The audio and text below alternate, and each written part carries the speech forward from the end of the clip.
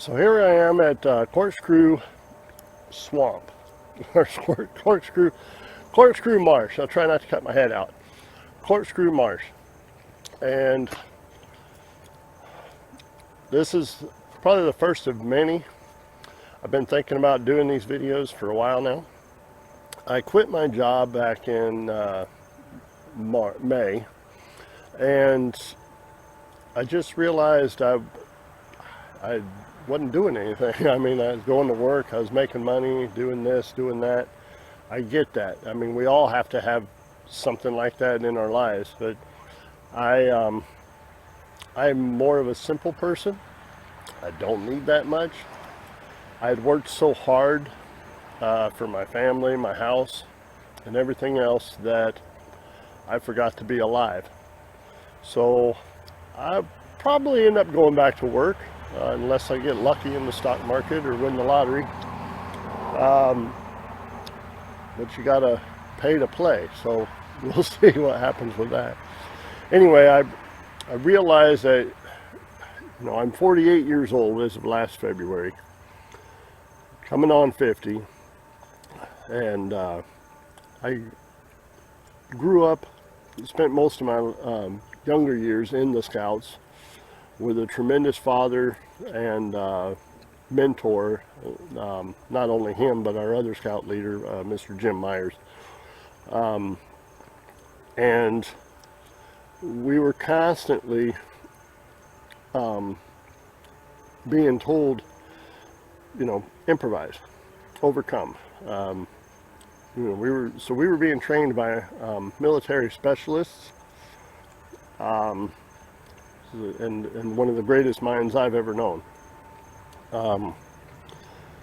Crazy. I mean, to where you know, most of the time you would think, hey, let's tie a freaking square knot and hopefully you can pitch a tent by the end of the day. But no, they would hide our food or hide notes with coordinates. We'd have to find them with a compass. If you didn't get it, you didn't eat.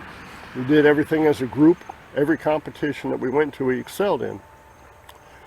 Much like any man at my point in time or life, or even women, I'm sure, have the same feelings. In my head, I can do anything. In my head. And I saw a post on YouTube, the title caught me. It said, the reason why most people will die, this was by the Canadian Prepper. And we'll include a link to his page on here. It was a huge motivation for me. So most people will die if the SHTF, you know, when the stuff flies, or if it gets really bad. And it quite simply came down to, you know, people were talking about how heavy his backpack was. And he carries 50 to 80 pounds, depending on what he's doing.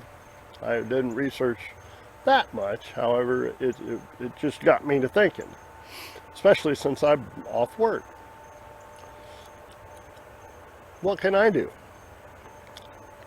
So that's what we're doing. I've been bike riding a little bit, bought a canoe, been paddling, trying to catch some fish. I've always sucked at fishing, but I'll give it my best.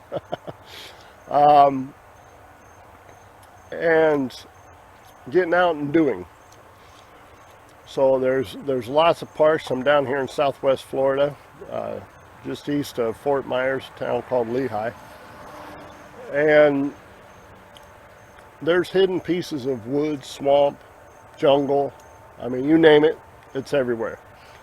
So my goal is to push myself, to find out. I've been in the AC, refrigeration, appliance repair business for a long time, and thought I was in good shape until my first couple of hikes, or my bike ride where I made it around the block. Now I'm up to 6 miles a day, which a lot of you say, well, that's not much, but you know, I keep changing gears. So if it's too easy, I I put the strain on. So that's my challenge to you, is see if you can put the strain on. See if you can put the strain on yourself. Can you bring yourself to a point from where it was in your head that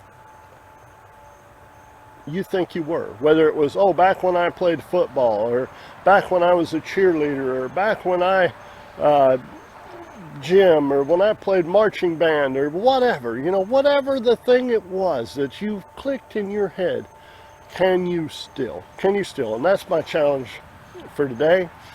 Can you still do it? Find out, test yourself. Don't just sit there and watching videos, even though you're watching this one right now. I've been doing the same thing, hours upon hours, going, oh yeah, that's a good idea, let me write that down. Do it. Even the people on the shows tell you, do it, go do it.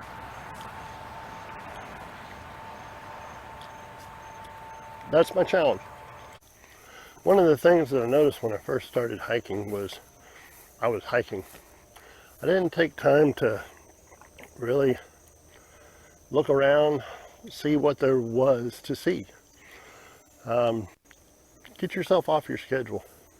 Whatever that schedule might be, whatever it is that is an appointment, set aside the whole day. That you have no time frame. Because if you set an appointment, you're going to be in a hurry. You're not going to be able to actually get involved in what it is that you're doing right now. You will not be able to take it all in. You will not be able to keep your head in the shot. So remember that. Slow down. It's hard, trust me. It's a lot harder than you think. Alright, just walking down the trail here, come across this stuff right here. That's the kind of stuff right there you'd want to be gathering up for fire starter. Have a really light consistency. It looks like there's quite a bit of seeds per pod, but that's a perfect example of a thistle. It almost looks like a small Canadian. I can't tell because typically they'll have a purplish bud, but it looks very Canadian-like. These are the kind of trails that you really need to look out for. So even though you think, oh great, it's a nature park, here's a lovely little trail. Next thing you know, bam! You're going to end up like this dude. Alright? He's not that old, I can still smell carnage. Looks like a vulture even, which is very curious. Usually they're the ones eating all the dead people. Let's see here. Let me poke it with a stick. Yep, he's dead. Anyway, pay attention to these trails. Because just because it's the same way it's easy for you and I to walk down, it's just as easy for them to walk down. And when you look at the alternative, see how thick that is? You're not going to see too many side trails when you get this thick back in here.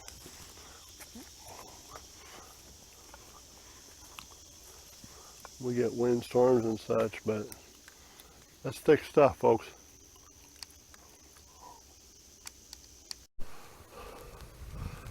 Just about came unglued.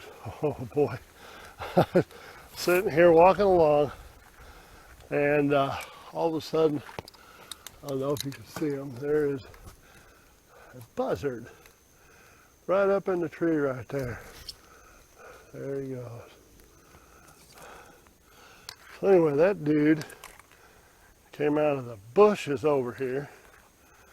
Sounded more like something running than it did something about to fly, but I imagine there must be something down in here that he was eating on that would have made him be so buried back in here. That's crazy. Anyway, I'm gonna have to break out my dude wipes. Well, I promised next pit stop.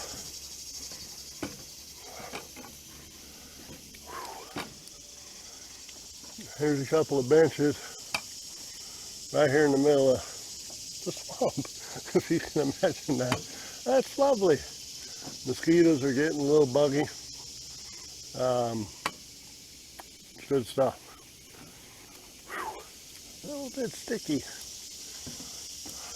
I had a bad mistake today. I forgot my belt. Anyway, let's look at swamp things.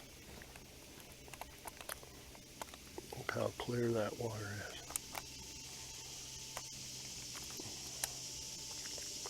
See if we can zoom in a little bit.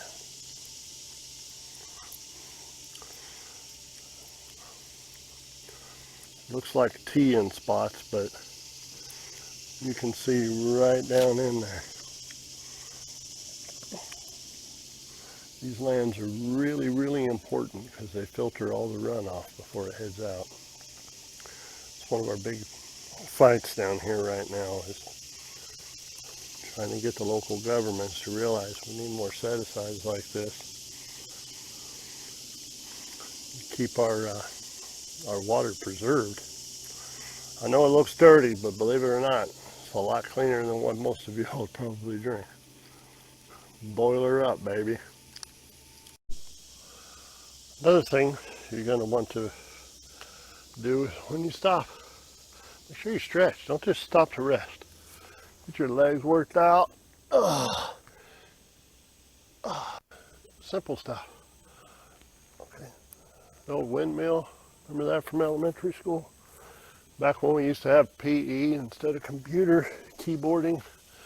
Don't get me wrong, these things are important. But you gotta move. Get over that obesity, that out of shapeness.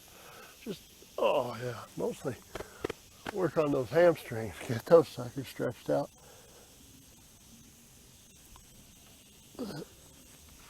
We're about 2 miles into this.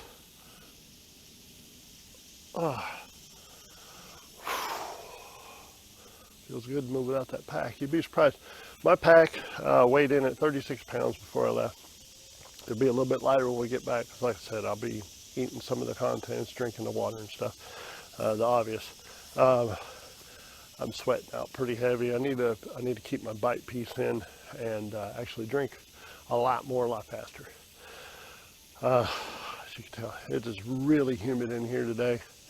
Mosquitoes aren't so bad, but we do have rain coming around 1:30 according to the weather service. So if we get wet, we get wet, but our goal is to try and get out of here. Roughly about a 5.5 mile little pack hike, and get this all done. All right.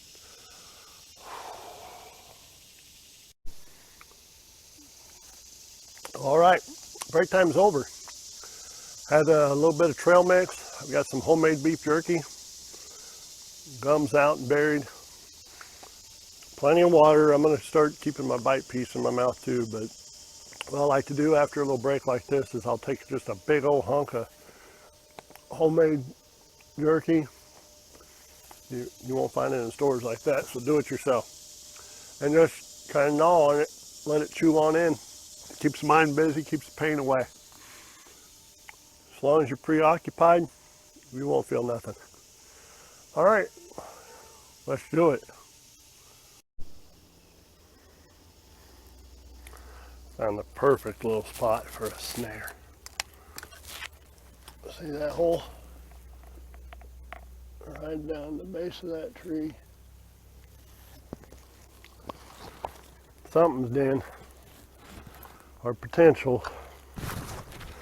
Doesn't look like anybody's lived in there for a while. Notice how everything's nice and clear, fresh branches here, fresh growth. But at some point that was somebody's den. Being as how it's Florida, I doubt it very highly right now, because it's a hell of a channel here and here. If you look back, that's kind of a low spot. We get a lot of rain, people. That sucker would flood out pretty hard. Probably during the off season, meaning snowbird season, so winter time. Here's another one of those little holes we're talking about. This one does have some fresh green vegetation on the inside of it there. A lot of loose rubble that looks like it's dry. This is one I'd be a little careful of. There is some pretty green stuff down here though, so I don't see too much of a rub rail, but that hollow make a nice home for a little critter, something that wants to eat your lunch.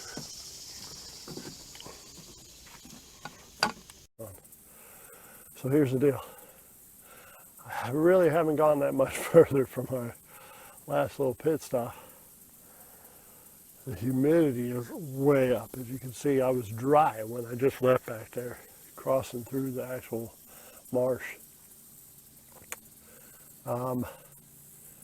Probably, maybe a quarter mile. That's about it, if that. I'll show the map and everything later, but it just goes to prove my point. 6 weeks now I've been doing this. Not so much hiking every day or anything. I probably need to pick that up a little bit more to condition that direction. This is my first time with a 36-pound pack. I've been running about 10 pounds less prior to this, so I'm pushing a little bit. I was hoping to run all the trails on the outer perimeter today. Right now I'm at the lookout tower that overlooks the marsh area. I had to stop again. Remember, listen to your body. You can push too hard, too far. It ain't worth it. So, like I said, I was hoping to run the entire outer perimeter, which is a link of several different trails that goes all the way around. So far, I've been on Green Trail, and I think I'm going to stick to Green Trail. I'm gonna go ahead and follow Green Trail back to the truck. I think that's smart thing to do. Well, this is Florida. We got a little bit of everything. Just so you know, this is bear country.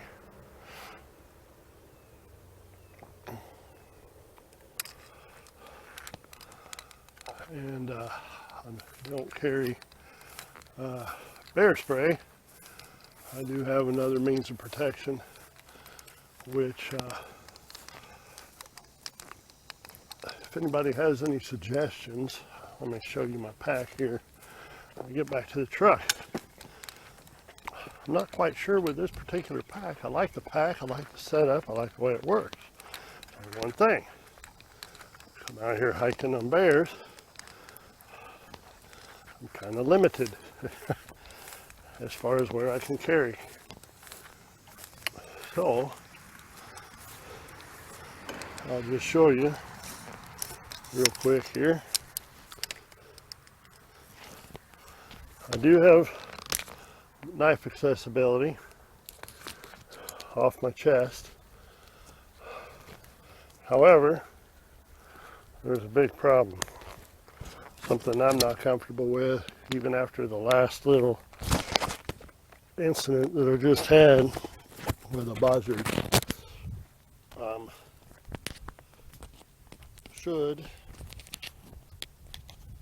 Oh boy, I took my speaker off, microphone. Should the need arise,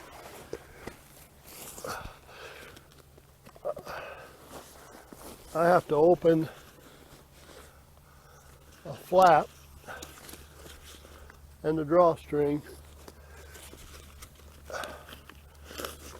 in my bag in order to release my holster.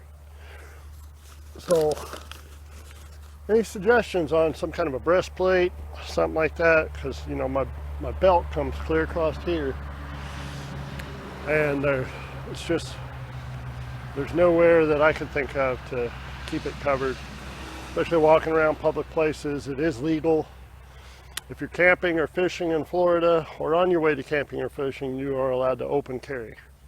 However, it draws attention. People tend to have weird opinions about people with guns. So whether you know, if you can legally own a weapon in the United States or in Florida, you can carry it on state property. You can't take it into federal buildings of any kind or on any kind of federal property. But like I said, if you're en route to fishing, en route to camping, you are allowed to open. So I'm beat. We're gonna go check in over at the trail. That way I can show you what we did. And man, I'm feeling this in the shoulders. That lets me know what I need to work on. 36-pound pack. We'll go see how many miles we did or didn't do. All right, let's see how we did. I ain't no telling. Like I said, I'm a little bit beat.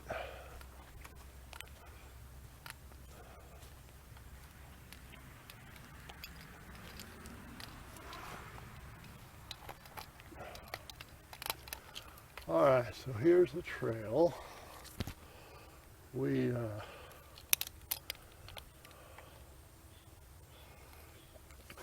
did green trail.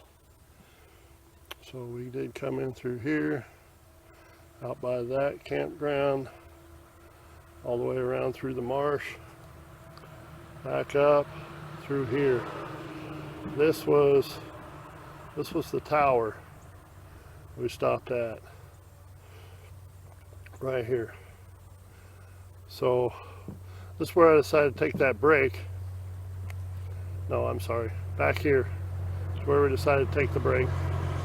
And then came to the lookout tower. I'd originally wanted to take the red trail all the way around and come back, but a little too beat. So that's a goal, huh? But what we'll look at, let's see these blue trail cutoff points. So we might be able to take a blue trail cutoff point at some point to just build off of what we just did. And I way overestimated my miles in my first comments. As I said, I thought maybe we'd gone about 2 miles to here. The entire green trail is 2.15 miles. So nowhere near as I would have liked for everybody to believe. But it's all right. It is what it is. 2.15 miles. But still, I did what I could, and I will push a little harder. Really thick out today. Here we go with excuses. I ain't got time for that. Anyhow,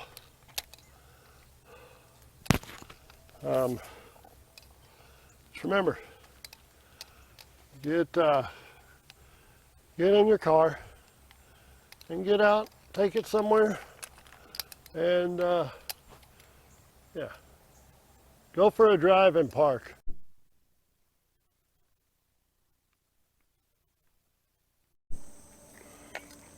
Here's a little memorial. Suzannes Pavilion. In memory of my beloved wife, Suzanne Duvall, Jacobiti, PhD, 1940 to 2002.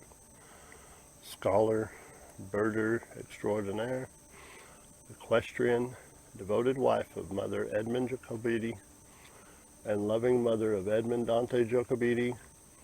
She was taken from us far too soon and will always be remembered as one who thought of others first. They took the time to build this for our use, and I'm going to take the time to mention it. Contact your local park service, folks. Come out here. Spend a day with the family.